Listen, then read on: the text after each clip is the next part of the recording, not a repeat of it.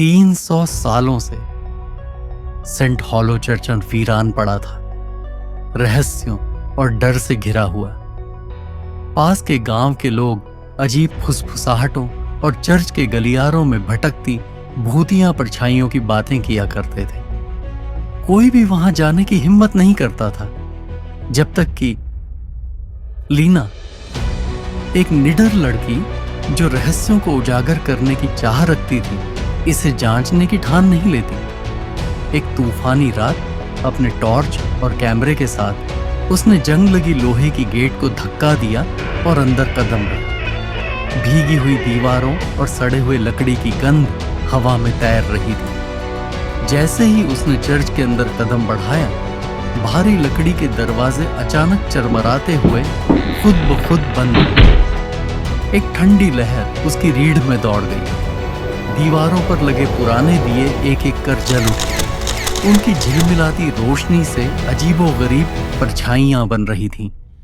चारों ओर एक अजीब सन्नाटा था, जिसे सिर्फ उसके कदमों की गूंज तोड़ रही थी।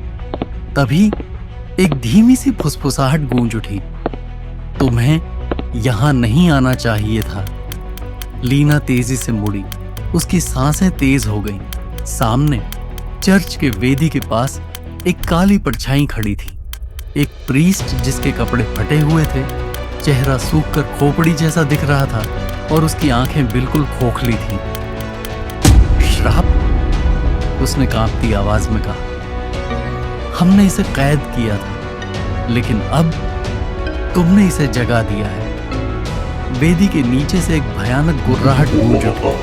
पत्थर की जमीन दरकने लगी और लंबे जले काले हाथ उसमें से बाहर निकलने लगे। एक विकृत आकृति उभर आई, जिसकी झुलसी हुई त्वचा चिथड़ों में लटक रही थी और जिसका डरावना मुस्कान कानों तक फैला था। लीना घबराकर पीछे हटी, जबकि प्रीस्ट की आत्मा ने कांपते हुए हाथ उठाए और किसी प्राचीन भाषा में मंत्र बुदबुदाने लगा। वह राक्षसी आकृति चीख उठी और अकल्पनीय रफ्तार से उसकी ओर लपकी।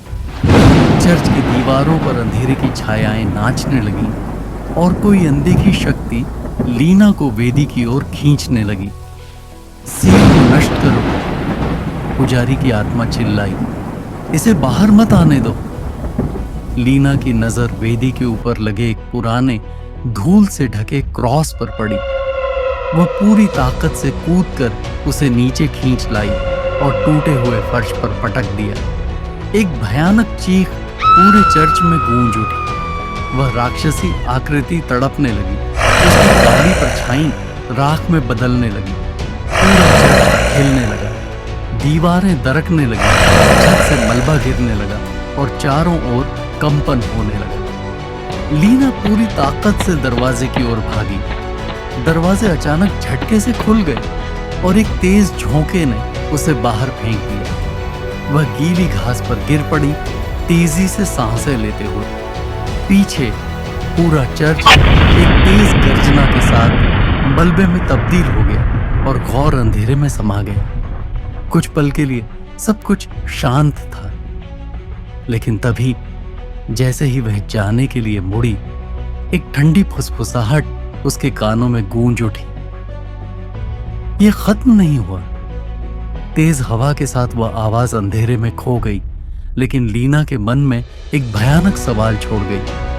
क्या वह सच में बच पाई थी, या उसने अनजाने में कुछ और भयानक शुरू कर दिया था? डरावनी कहानियों के लिए द क्रिशा शो को लाइक, शेयर और सब्सक्राइब करें। देखने के लिए धन्यवाद।